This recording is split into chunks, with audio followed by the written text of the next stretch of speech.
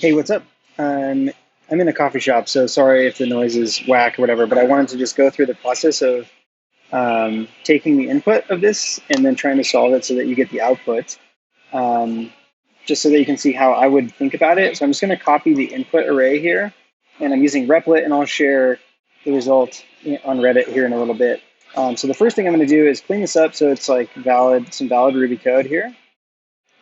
I'm going to make these strings. I think these are all missing quotes around them. So when you're in Replit, you can just hold Command and then click a bunch of places. So that should give us a bunch of strings. And then I'm just going to kind of like clean up the formatting here.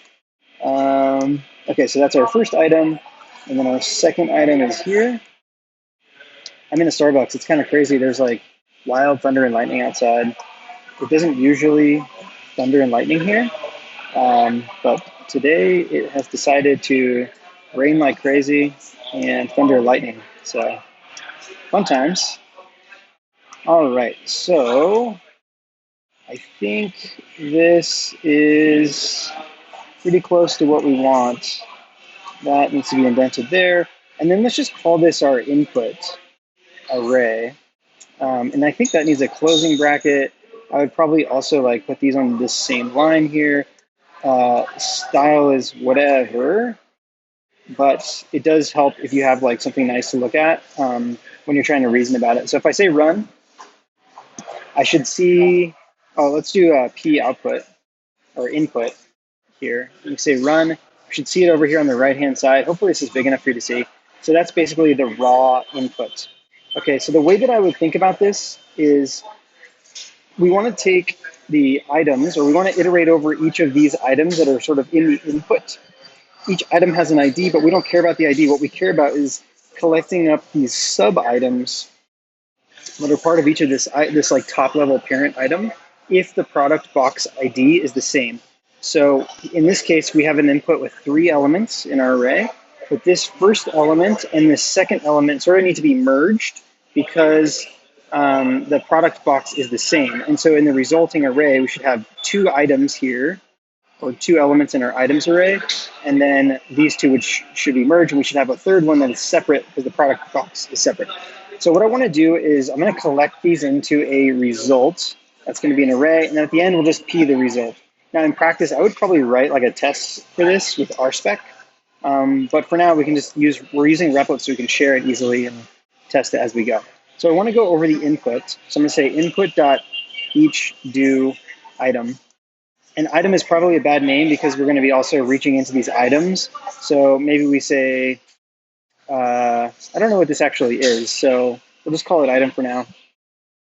Now, the very first thing we need to know about every single item is what its product box ID is. So I'm going to say product box ID, and we want to grab that from the item. And so we can do that by reaching into the items. And I'm just going to assume that because the input only has one item in this sub items array, that I can say something like item at items dot first and give me the product box. And that should give me the product box ID. I'm going to test it as we go. So I'm going to print out product box ID here. And I should see 1, 1, and 2. That's right, because I'm seeing the product box is 1, 1, and 2. So that's right. Now the next thing we want to do is we want to say like if the result already contains an item where the product box is product box ID, then add the sub items to that array.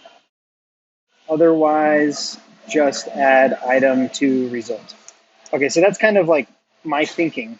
And so we actually need to like iterate over all of the results and see if we can match the product box ID with anything that's already in the result. Right now the result's empty, but as we go through this loop, we're going to be adding stuff to that result. So we can say result.each do result item, okay? And we want to say if the result items dot first product box is equal to product box ID, that's going to give us that's going to give us a match, right?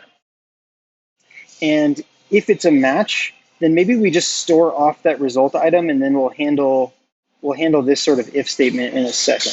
So I'm going to cut that, drop it down here, and let's just say that we have like a result found is nil. So we'll start off with a nil result, and then inside of this condition, if we meet this condition, then we found an item in the results. So we can say result found is equal to result item, because that's the one where the product box matches. And we can say break, because I think that should break us out of the each loop. But that actually doesn't matter, because it can continue iterating. That's totally fine. And so here we should have p result found. Let's just see if we're able to find one. Actually, no, we won't even be able to find one until we start adding to it. So now we need to start adding results. So now we want to say like if result found nil. So if it's nil, that means we didn't find any of the results that match that product box ID. And in that case, we want to add two results. So we can say results, and we're going to add in the original item that we're iterating over. Otherwise, we need to, instead of adding to results, we want to add to the result found. So if we did find a result in the existing result array, then we should be able to go into items.first, or items, and then just actually add the first item in the parent item, right? So item.items.first should be like this subarray. So we want to add this to the result found subarray. Hopefully this works. Okay, undefined local variable or method on line 39. So go to 39, results. I called it results. So I'm just going to change those all to results. Say run. Undefined method result on line 30. Gosh, okay, so this one needs to be results also. Okay, so I think this is what you're looking for. So let's just take a look. So we should only have two things here. So we have ID 3, and there is one item there, two items there, and then that's the end of the first ID 3, and then the second ID 3 has this different with the product box 2. So I think that matches exactly what you were going for in the result. And yeah, hopefully this explanation helps. I noticed there was another answer down here using inject, which is also totally valid and is another approach. But I just wanted to kind of like walk through step by step using a lot of these like sort of more primitive tools to show you how that works. I'll also share this in a second on Reddit. So hopefully that helps. And yeah, thanks for the question, I guess. Yeah. And I'm sure there's like way better, like more clever ways to do this, but hopefully this will get it working for you. Cheers.